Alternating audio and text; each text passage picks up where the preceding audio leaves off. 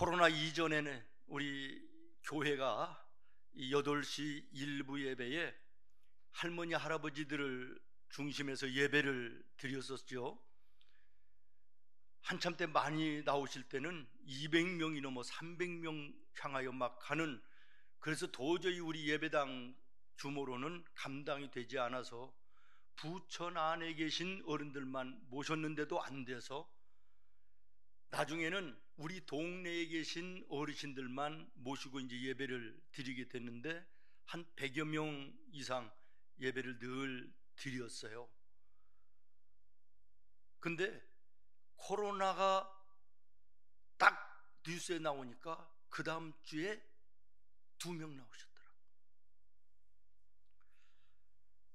저는 우리 어르신들과 예배 드릴 때가 참 은혜롭고 참 좋았어요. 제가 가끔 우리 어르신들에게, 여러분 어르신들 말이요, 우리 굵고 짧게 120살까지만 사십시다. 그러면 아이고 목사님 빨리 죽어야지요 이러시거든요. 그래서 제가 한번 여쭤봤어요. 그럼 여러분, 우리가 사는 이 세상보다 하나님 나라 천국이 비교할 수 없이 아름답고 좋은 곳인 거 믿지요? 믿는데 그러면 오늘 밤 죽어서 거기 가실래요? 한번 손 들어 보세요. 드는 사람 하나도 없어요. 그냥 다 여러분처럼 웃기만 해요. 사람이라고 하는 것은요, 이 죽음에 대한 막연한 두려움, 공포도 있고요, 또 아직까지 미련이 남은 세상 좀 더 누리며 살아야 되겠다라고 하는 이런 마음도 있지 않겠습니까? 그러나 다 그런 것만은 아니죠. 우리가 잘 아는 스데반 집사님 같은 경우는요, 그 순교에 돌멩이가 날라오는 죽음 앞에서도 주 예수여 내 영혼을 주님께 맡깁니다. 주여 내 영혼을 받으시옵소서. 환하게 웃는 얼굴로 기쁨으로 하나님 앞에 가는 이런 모습도 있죠. 우리가 잘 아는 스코틀랜드의 선교사였고 탐험가였던 리빙스턴 계십니다.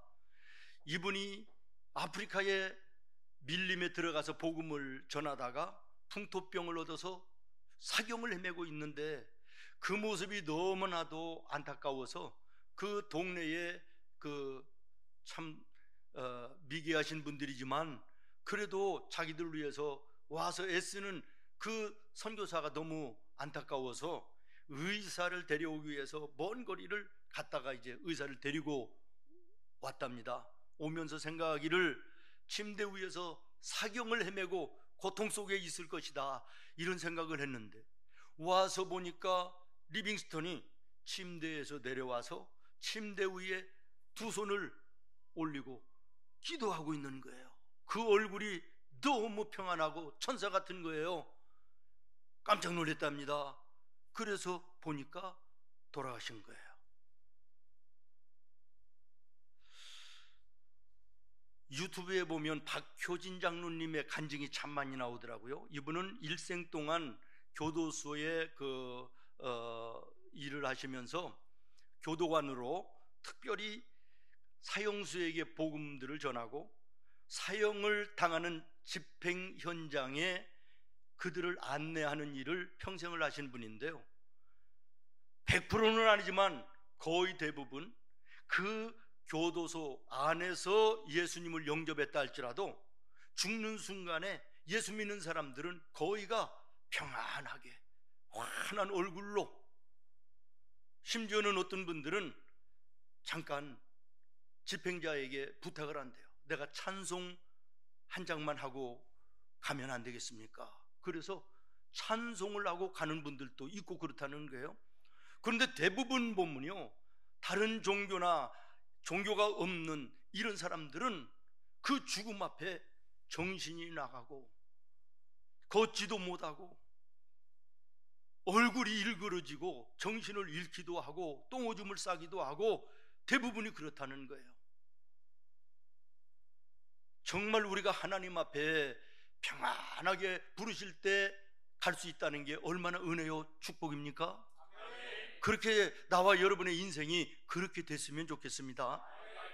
지난 수요일 몇 주간 전까지만 해도 힘든 걸음이시지만 일부 예배 가장 먼저 나오셔서 이쪽 중간 부분에 앉아서 예배를 드리시던 우리 안봉옥 집사님, 하나님의 부르심을 받아서 천국에 가셨습니다. 오늘 우리 신봉료 집사님 나오셨는데 우리 따님이시지요. 옆에는 하나님의 위로가 있으시길 바라고, 광고 시간에 따로 광고하지 않은 것은 이 시간에 여러분에게 말씀을 드리려고 그런 거예요. 예배 마친 후에 위로해 주시기도 하고 함께 기도해 주시기도 하고 그렇게 해 주시기를 바라요. 우리 신 집사님의 얘기를 들어보니까 우리 안 집사님 돌아가시기 전까지 거동은 좀 불편하시고 두세 번 넘어지시기는 했지만 집 안에서 화장실 출입은 가능하신, 그리고 또 돌아가시기 전날까지도 식사가 전혀 문제가 없이 식사도 잘하시고, 그리고 잠자리에 드셨는데 아침에 새벽에 일어나 보니 돌아가셨다. 우리 유족들에게는 참 말할 수 없는 아픔이지만 제가 그 집사님 영정의 사진을 가만히 바라보면서 연세도 있으시고 참 죽음의 복을 받으셨다. 3남매가 있는데 3남매 중에 장로님도 계시고 모든 3남매가 예수로 하나 된 가정이에요. 그 자녀들, 손주들을 제가 이렇게 가만히 예배를 인도하며 하나하나 보았습니다. 어느 조상집의 손주들보다 그 돌아가심 앞에 예배 속에 진지하게 예배드리는 그 모습들이, 야, 우리 집사님 참 믿음으로 사시다 가신 것이 복되다, 이런 생각을 했습니다. 사랑하는 성도 여러분, 우리가 어떻게 하면 아름다운 생을 살다가 아름다운 마침으로 하나님께 갈 수 있을까? 성경은 두 가지의 인생을 말합니다. 하나는 어리석은 인생이고 하나는 지혜로운 인생입니다. 어리석은 인생은 천년 만년 세상 속에 살 것처럼 세상과 육신과 물질 속에 빠져서 사는 인생이고요, 지혜로운 인생은 오늘 밤이라도 하나님 내 영혼을 부르시면 내가 하나님 앞에 떳떳이 설 수 있고 부끄러움이 없이 살 수 있는, 이것이 지혜로운 인생임을 말씀하고 있는 거예요. 믿음 안에 지혜로운 성도라면 저는 사도 바울의 죽음 앞에 고백 같은 고백이 있어야 된다 생각합니다. 내가 선한 싸움을 싸우고 나의 달려갈 길을 마치고 믿음을 지켰으니 이제 후로는 나를 위하여 하나님께서 의의 면류관을 준비하셨고 고 예수 그리스도 의로우신 재판장이신 그분이 그 면류관을 내게 씌워주실 것이며 내게뿐만 아니라 예수를 구주로 믿는 모든 사람들에게도 똑같을 것이다. 그렇습니다. 이러한 자신감과 믿음의 당당함이 나와 여러분의 삶이 되어야 되지 않겠습니까? 사랑하는 성도 여러분, 우리는 연약하고 믿음이 부족해서 입으로는 믿음을 이야기하고 믿음 안에 산다라고 이렇게 이야기하면서도 문득문득 내 삶의 모습을 돌아보면 세상 속에 빠져있고 물질 속에 빠져있고 세상의 즐거움 속에 빠져있는 내 모습을 발견할 때가 얼마나 많이 있습니까? 오늘 본문 15절은 이렇게 시작합니다. 이 세상이나 세상에 있는 것들을 사랑하지 말라. 아멘 안 되시나요? 다시 합니다. 이 세상이나 세상에 있는 것들을 사랑하지 말라. 그런데 우리는 물론 하나님 나라 천국의 백성으로 거기에 소속된 하나님의 자녀가 되어 있지만, 그러나 우리가 육신을 입고 있는지라 이 땅에 사는 동안에는 어쩔 수 없이 세상에 몸을 담고 살 수밖에 없는 것이 아니냐라고 하는 것이에요. 그러므로 우리는 우리가 살고 있는 이 세상이 어떤 곳이고 어떻게 살아야 세상을 이기며 살 수 있는가, 이것을 우리가 알아야 된다는 것이지요. 아멘. 아무리 좋은 물건이 있어도 그 물건을 사용하는 매뉴얼을 잘 파악하지 못하면 내게 유익됨이 없이 사용하기가 어려운 것처럼, 오늘 우리가 이 세상에서 정말 제대로 살 수 있기를 원한다면 하나님이 주신 이 땅이 어떤 곳이고 이 땅을 어떻게 살아야 우리의 삶이 복되고 하나님 앞에 갈 때 떳떳한 모습으로 갈 수 있는가, 이것을 말씀하고 있는 것입니다. 한마디로 얘기하면 세상에 속한 것들을 사랑하지 말고 하나님의 사랑 안에 소속되어 있는 것들을 사랑하며, 너희는 세상에 소속되어 살지 말고 하나님께 소속된 삶을 살으라는 것이에요. 믿습니까? 저는 오늘 아침 깜짝 놀랐습니다. 사택에서 이른 아침에 우리 일부 찬양대, 임마누엘 찬양대가 찬양을 준비하고 연습하는 연습 소리가 들려와요. 그런데 첫 번째 찬양이 뭐냐 그러면 예수 안에 기쁨이 있네, 예수 안에 평안이 있네, 예수 안에 소망이 있네, 예수 안에 살자.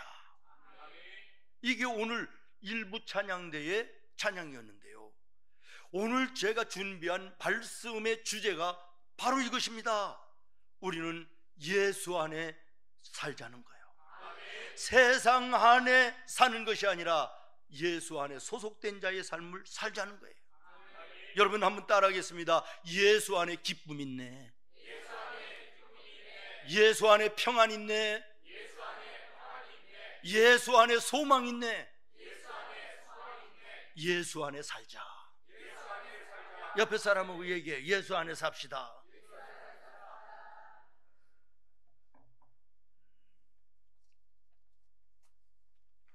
성경에 보면요, 세상에는 두 종류의 인생이 있다 그럽니다. 두 종류의 사람. 하나는 하늘에 속한 사람이 있고, 아멘. 하나는 세상에 속한 사람이 있다.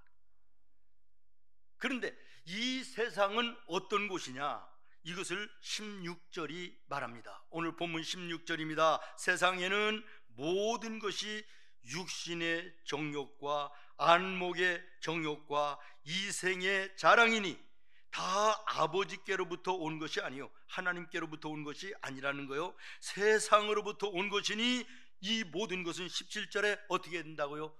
다 지나가미러라. 허무하게 끝나고 만다라는 거예요. 세상 것이 그럴듯하고 아름답게 굉장하게 보여도 그것을 전부 다 누리는 것 같아도, 그러나 그 끝은 지나가 허무하고 영원한 형벌이요 지옥이 될 수밖에 없음을 말하는 것이나, 예수 안에 믿음 안에 하나님 안에 사는 자는 17절 하반절입니다. 영원히 거하느니라. 하나님 나라 천국에 영원히 거하느니라. 사랑하는 여러분, 하늘에 속한 자의 삶을 나와 여러분 반드시 살아야 되겠습니다. 예수님 말씀하시기를 내가 세상에 왔지만 세상에 속하지 아니하느니라 그러셨습니다. 그러면서 우리에게 말씀하셨습니다. 너희도 세상에 살지만 너희는 세상에 속한 자가 아니라 하나님 안에 속하라. 사도 바울도 말하기를 우리의 시민권은 하나님 나라에 있느니라. 오늘 우리가 믿음으로 사는 성도는 세상에 살아도 여기가 우리의 본향이 아니라 우리의 본향은 하나님 나라 천국임을 분명히 말씀하고 있는 것입니다. 우리의 시민권은 하늘에 있다. 사도 요한도 말하기를 내가 세상에 속하지 아니한 것처럼 너희도 세상에 속한 자가 아니니라. 예수 그리스도를 나의 구주로 영접하고 믿음으로 사는 자는 세상에 살아도 세상에 속한 자가 아니라 하나님께 속한 자다. 어떤 분들은 이렇게 이야기하면 목사는 그게 가능합니까? 대답, 가능합니다. 여기만 가능한가요? 이 동네는 가능합니다. 제가 지난 5월 초에 미국에 한 20일 다녀왔잖아요. 내가 그 나라의 시민권자도 아닌데 거기 일정 기간 머물다가 왔습니다. 내가 거기에 시민권은 아니래도 내가 소속되어 있는 대한민국의 도움으로 내가 일정 기간 거기에 머물 수 있는 거예요. 미국 사람들도 주민등록증이 없고 다른 나라 사람들 주민등록증이 없어도 우리나라에 들어와서 일정 기간 살 수 있습니다. 왜? 자기들이 소속되어 있는 그곳의 도움을, 그 나라의 도움을 받기 때문에 그런 거예요. 우리가 이 세상에 살아도 세상의 도움이 아닌 하나님의 도움으로 이 세상을 일정 기간 동안 살 수 있다는 거예요. 우리 생명이 있는 동안 하나님의 도우심으로 살 수 있다는 얘기죠. 이해가 되십니까? 그러므로 믿음으로 사는 자는 세상에 살면서도 하나님께서 늘 나와 함께 하시는 경험을 하게 되는 것입니다. 그래서 늘 감사하며 살 수 있고, 늘 기뻐하며 살 수 있고, 늘 평안함 속에 살 수 있게 되는 줄로 믿습니다. 사랑하는 여러분, 주 안에 사는 자는 하나님이 지켜주십니다. 이 사실을 믿으시나요? 그러면 따라하겠습니다. 주 안에 사는 자는 하나님이 지켜주신다. 이사야서 43장 2절 말씀을 여러분이 읽겠습니다. 이사야서 43장 2절 시작.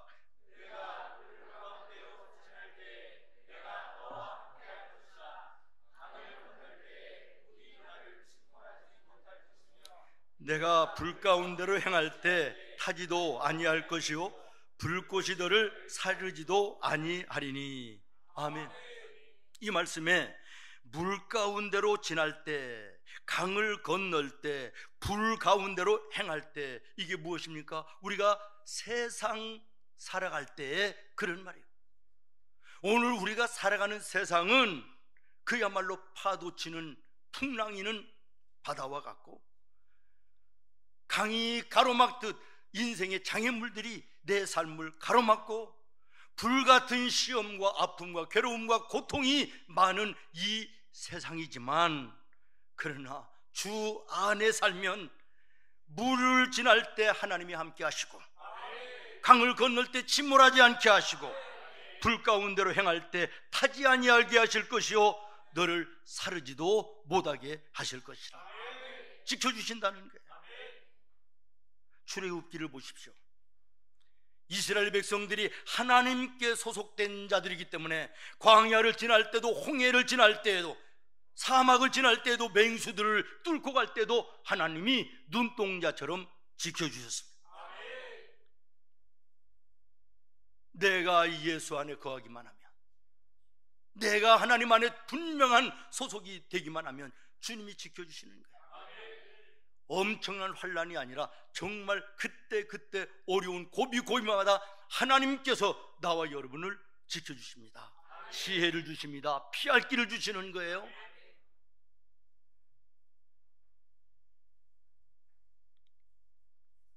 다니엘과 사드락과 메삭, 아벳느고 불 속에 던져져도 머리카락 하나 상하지 않도록 하나님이 지켜주셨음을 믿습니다.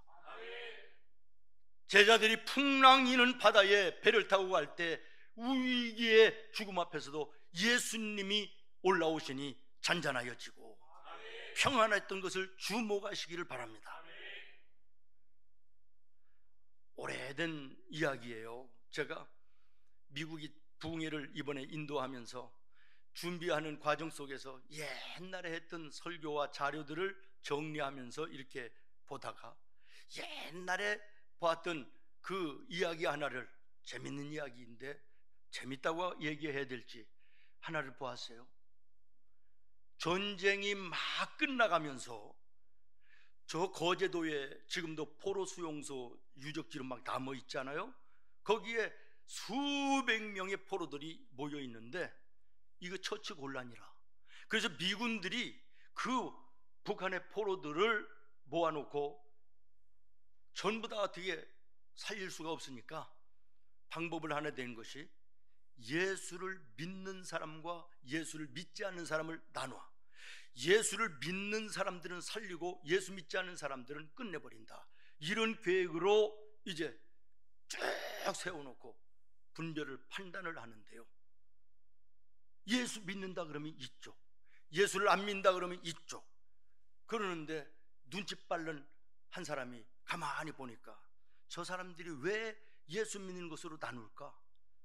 틀림없이 미군들은 예수 믿는 사람들인데 나쁠 것이 없을 것이다. 예수를 믿는다고 하면 차츰차츰 자기에게 오는데 살기는 해야 되고 가슴이 두근거리는데 하나님 살려주세요. 믿지도 않으면서 예수님 살려주세요. 예수 믿습니까? 물어보니까 예, 믿습니다. 다른 사람들은 믿는다 그러면 이쪽인데 이 사람한테는 그러면 찬송가를 한번 해봐라. 앞이 깜깜한 교회를 가봤어야 이게 찬송가를 알지요. 교회를 가봤어도 제대로 믿었어야 찬송가를 애우지요. 앞이 깜깜한데 문득 머리에 탁 떠오르는 것이, 어렸을 때 나는 교회는 안 갔지만 우리 어머니가 교회 갔다 오셔서 부르시던 찬송 소리가 들리더라는 거예요. 생각나더라는 거예요. 내 주를 가까이 하게 함은 십자가 짐 같은 고생이나. 여기까지는 좋았는데 그 다음부터는 모르겠는 거예요. 가사가 생각이 안 나는 거예요. 가사는 몰라도 살고는 싶어요. 하나님 아버지 살려주세요. 오케이, 이쪽 살았다는 거예요. 인생의 위기를 생사 앞에 있을 때 하나님의 성령이 지혜를 주시는 거예요. 피할 길 주시는 거예요. 여러분, 주 안에 속하면 어떤 위기 속에도 주님께서 지혜를 주시고 피할 길을 주시는 줄로 믿으시기를 바라요. 나온 길에 하나 더 얘기하겠는데요, 80 넘은 할머니 할아버지가 옛날에 미국 딸네 집에 갔대요. 우리 같은 사람도 이 젊은이가 가도 말 잘도 안 통하면 길도 모르고 참 난감한데 다 출근하고 깜빡하고 딸이 밥을 해놓고 가는 걸 잊어버렸어요. 점심때가 됐는데 먹을 것이, 옛날 나이가 들어가서 보니까 옛날 어른들 말씀하시는 게 틀린 게 하나도 없어요. 80 넘은 어르신들, 70 넘으신 분들 어떤지 한번 들어보세요. 나이 먹으면 밥심으로 산다. 맞아요? 아이고, 이 양반들이 손 내숭을 떨고 맞잖아. 70 넘으면 다 밥심으로 사는 거지. 나도 몰랐어요. 근데 70이 되고 보니까요, 제때 밥을 안 먹으면요 손발이 떨려. 밥심으로 사는 거예요. 이 80이 넘은 할머니 할아버지가 말이죠, 이게 점심때가 지니까 노래지는 거예요. 먹을 것도 없고 저녁때가 되는데 이건 진짜 하늘이 도는 거예요. 손발이 떨리고. 그 이제 이 할머니 권사님하고 할아버지 장로님이 이거 뭐 우리가 말을 모르지만 죽이기야 하겠냐, 하나님이 가자. 저 건너편에, 집 건너편에 KFC를 찾아갔대. 통닭집 KFC 가가지고 권사님이 치마 딱 걷고 다리 2번 치고 가슴 2번 딱딱 치니까 무슨 일인지 아시겠어요? 닭다리 2개에다가 우유 2잔 딱 주드리잖아요.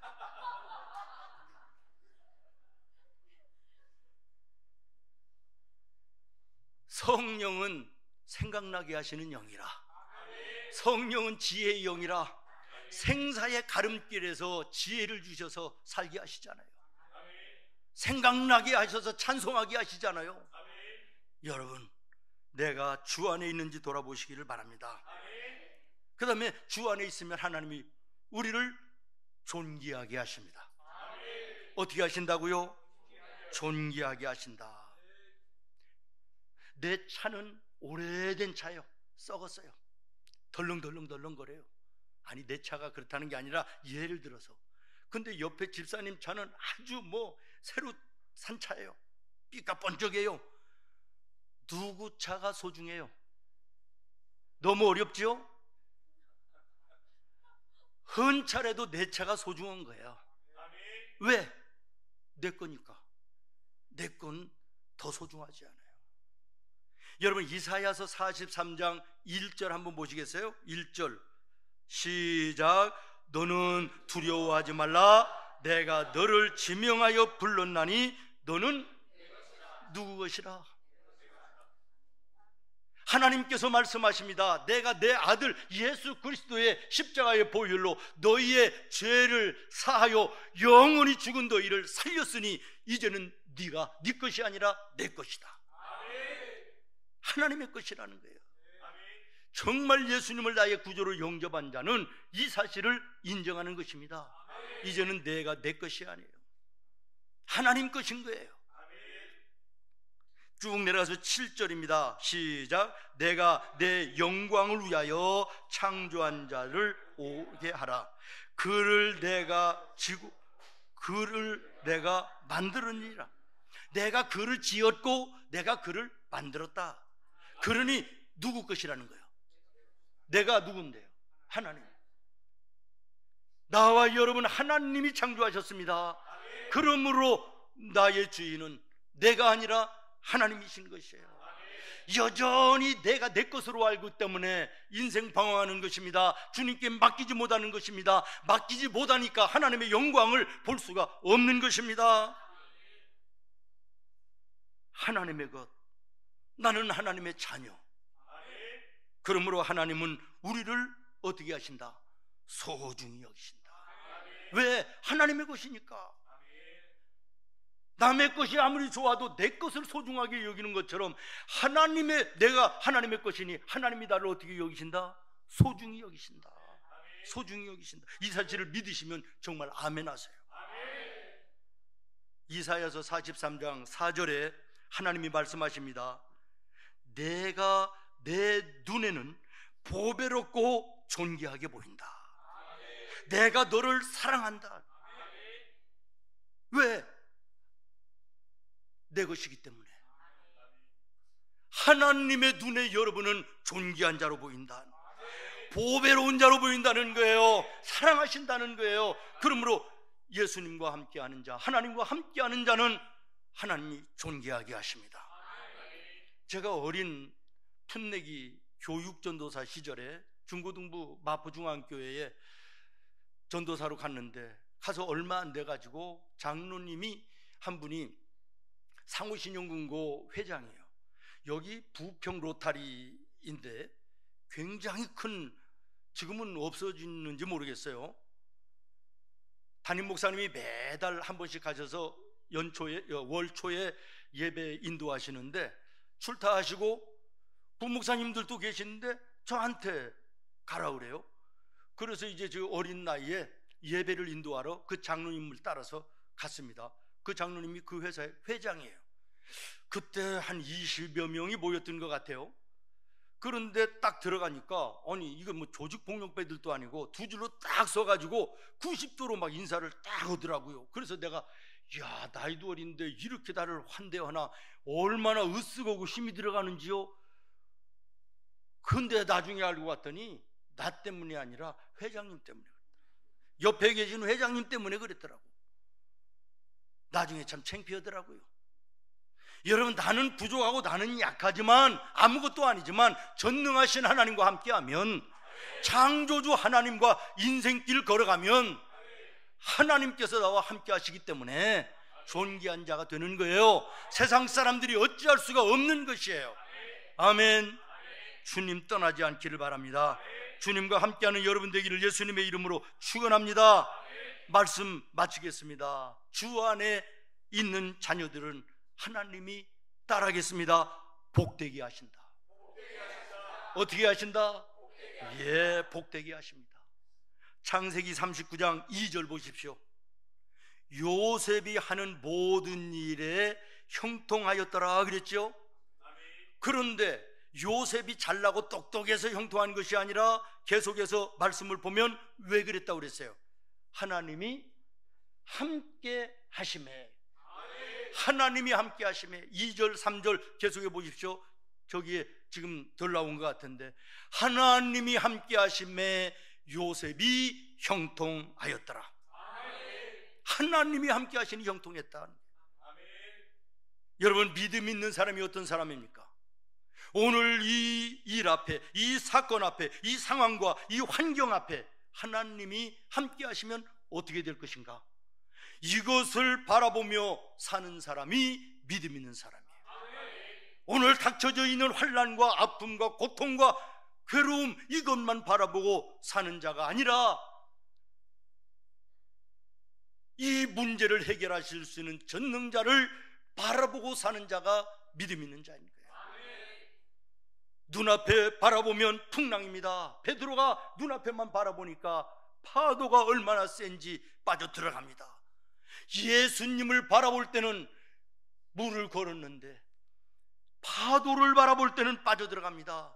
사랑하는 여러분, 내 앞에 있는 파도만 바라보지 마시고 파도를 밟고 서 계신 예수님을 바라봐야 되는 것이에요.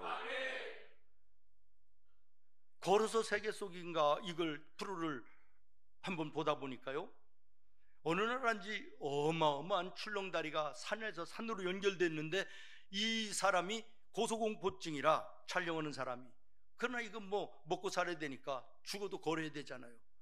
그래서 멀리 쳐다보면서 걸었더니 그래도 걸어가게 되더라, 이런 이야기를 해요.